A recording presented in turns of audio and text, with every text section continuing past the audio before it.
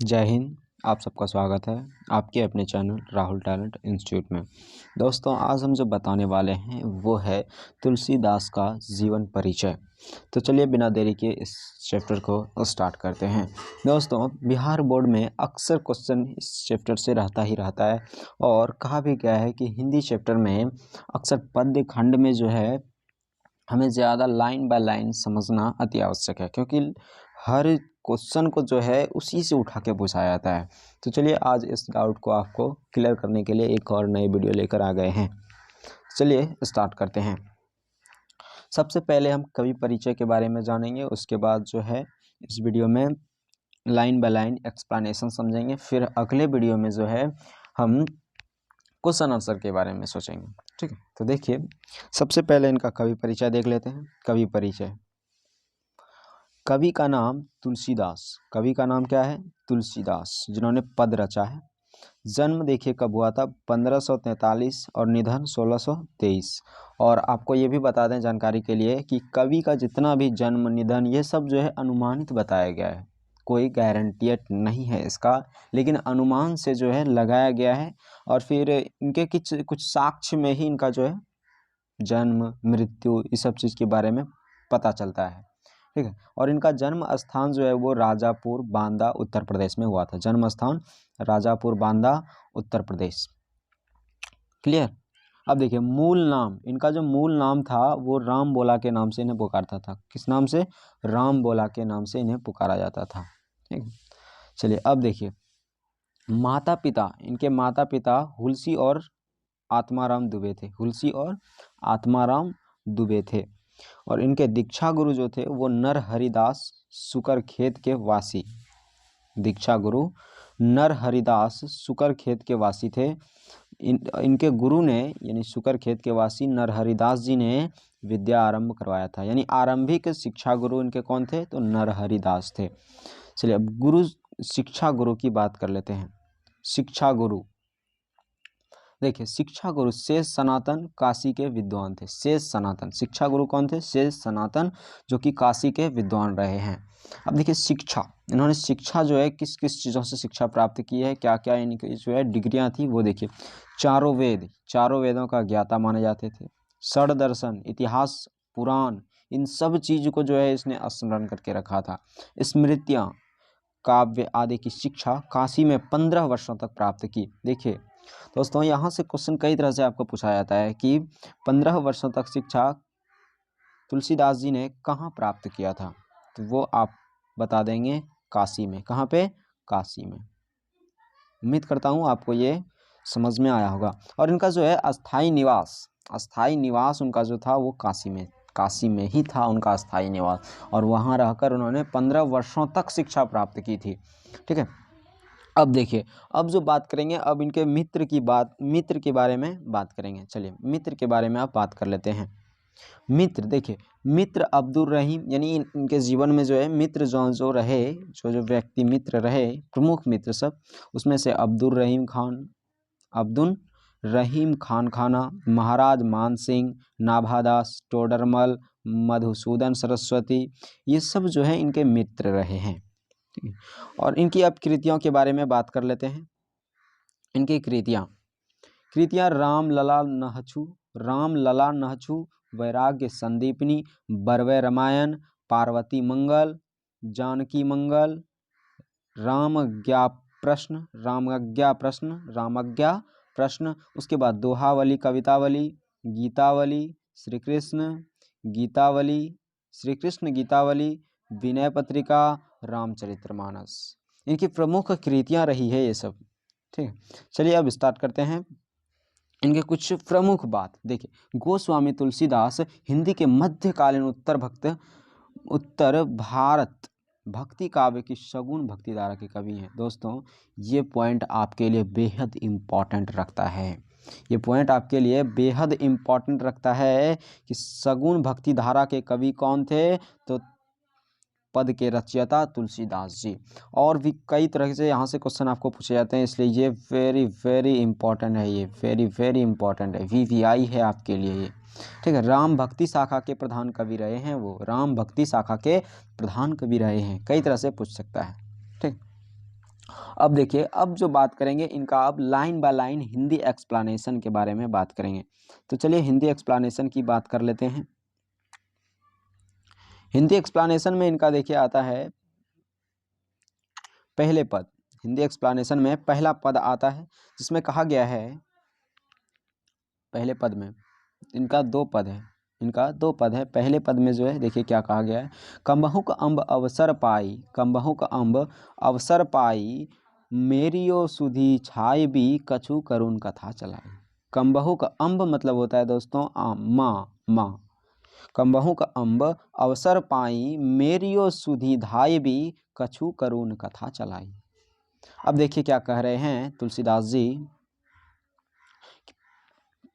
प्रस्तुत पंक्तियाँ यानी इनके द्वारा जो रचित पंक्ति है वो विनय पत्रिका काव्य संग्रह है। इसमें कई काव्यों का जो है मूल, उसी में से एक पॉइंट उठा के लिया गया है पद।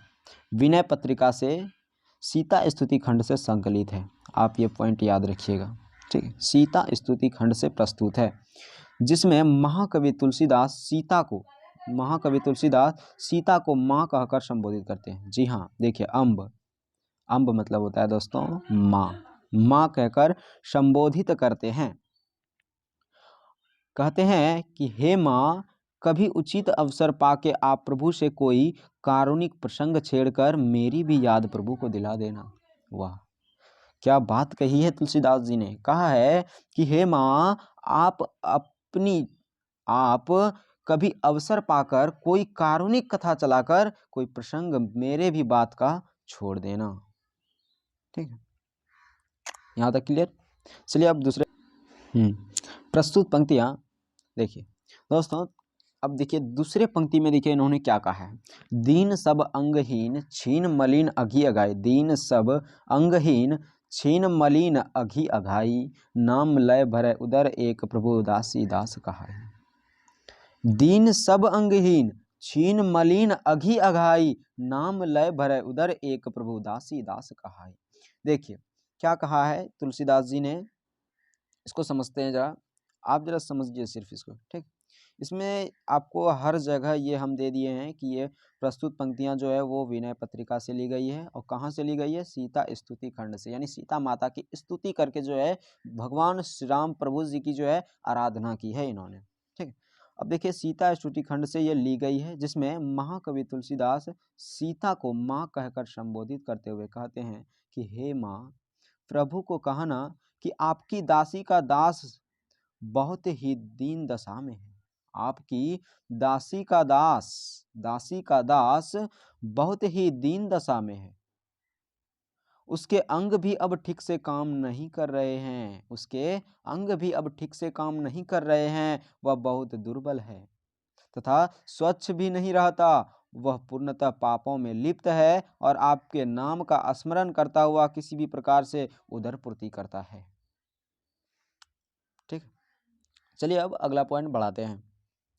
अब अगला पंक्ति में देखिए इन्होंने क्या कहा है, बुझी है सो है कौन कहीं भी नाम दशा जनाई। बुझी है सो है कौन कहीं भी नाम दशा जनाई, सुनत राम कृपालु के मेरी बिगड़ियो बनी जाई।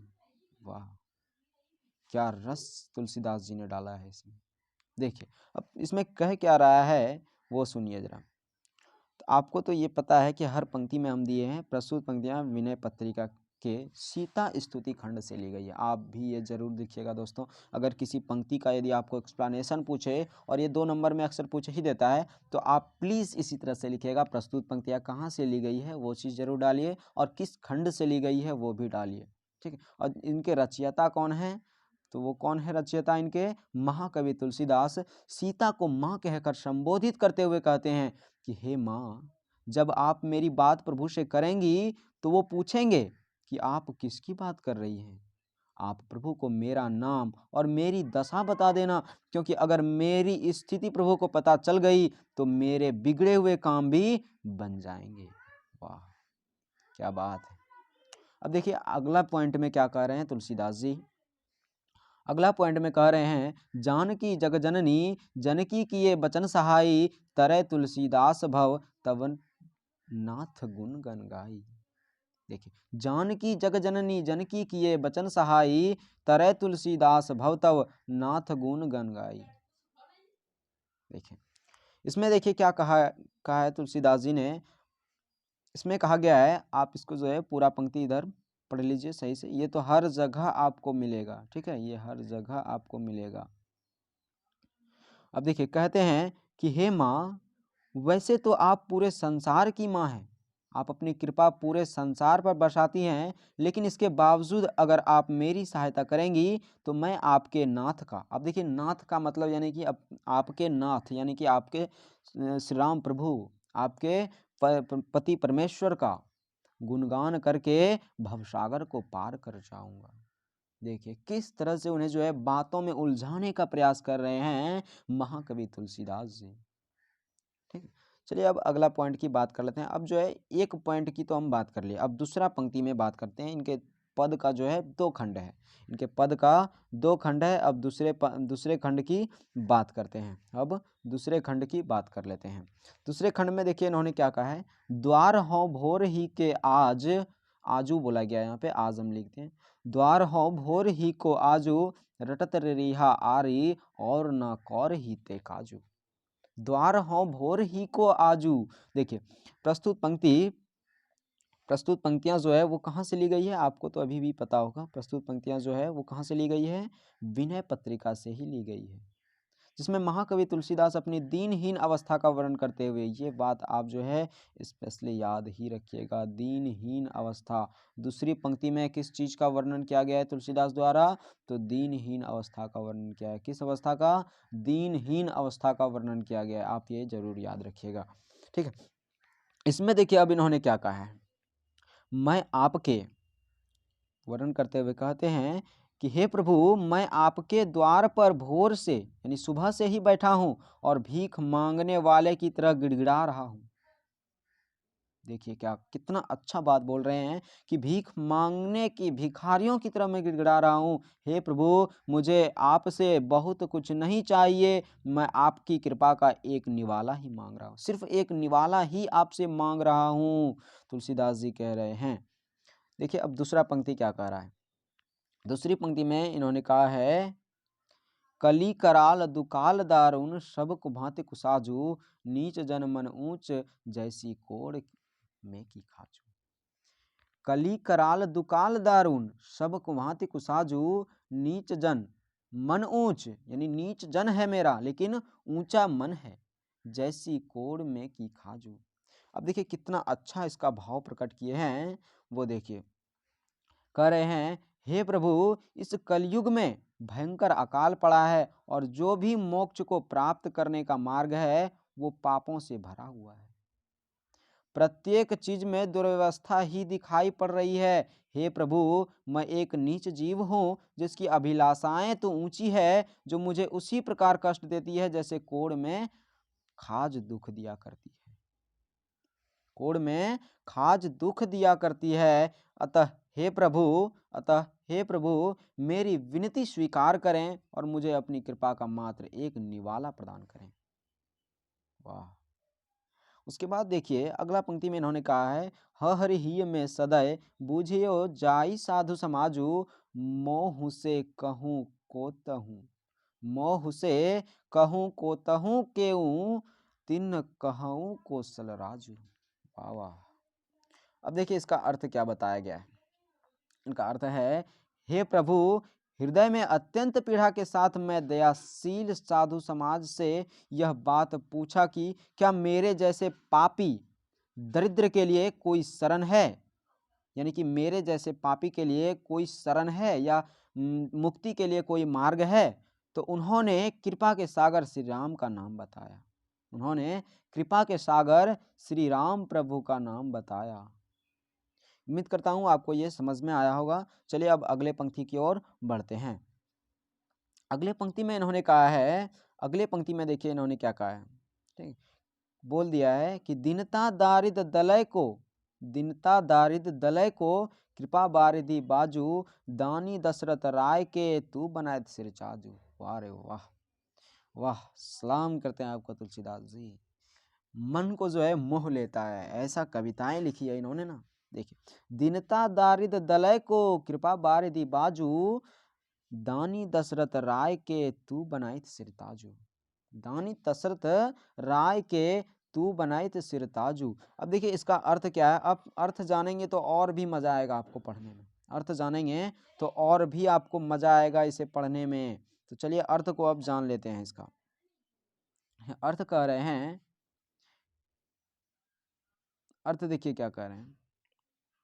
हे कृपा सिंधु, आपके अतिरिक्त कौन मेरी दीनता और दरिद्रता को दूर कर सकता है। हे दशरथ पुत्र श्री राम, आपके द्वारा ही मेरी बात बन सकती है।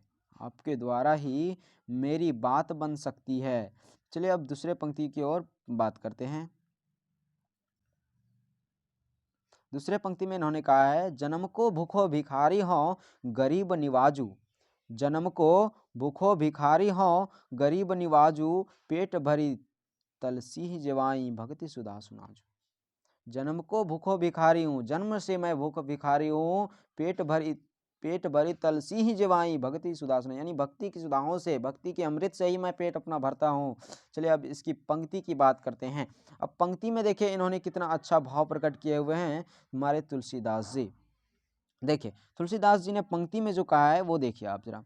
प्रस्तुत पंक्तियाँ कहाँ से ली गई है आपको भी पता है, विनय पत्रिका से, जिसमें तुलसीदास जी अपने दीनहीन अवस्था का वर्णन करते हुए कहते हैं कि हे कृपा सिंधु, हे गरीबों का दुख दूर करने वाले, मैं जन्म से ही भूखो भिखारी हूँ और आप दीनों के नाथ हैं। तुलसी जैसा भूखा भक्त आपके द्वार पर बैठा है, मुझे अपनी भक्ति रूपी पिलाकर मेरे ज्ञान रूपी भूख को शांत करें, मेरे ज्ञान रूपी भूख को शांत करें। मिलते हैं दोस्तों अगले वीडियो में। उम्मीद करता हूं आपको ये समझ में आया होगा, और अगर समझ में आता है तो प्लीज़ कमेंट करके बताइए कि इस प्रकार से ही वीडियो आपको कौन सा चाहिए, मैं उस पर वीडियो बना दूंगा। मिलते हैं अगले वीडियो में, तब तक के लिए जय हिंद, जय भारत।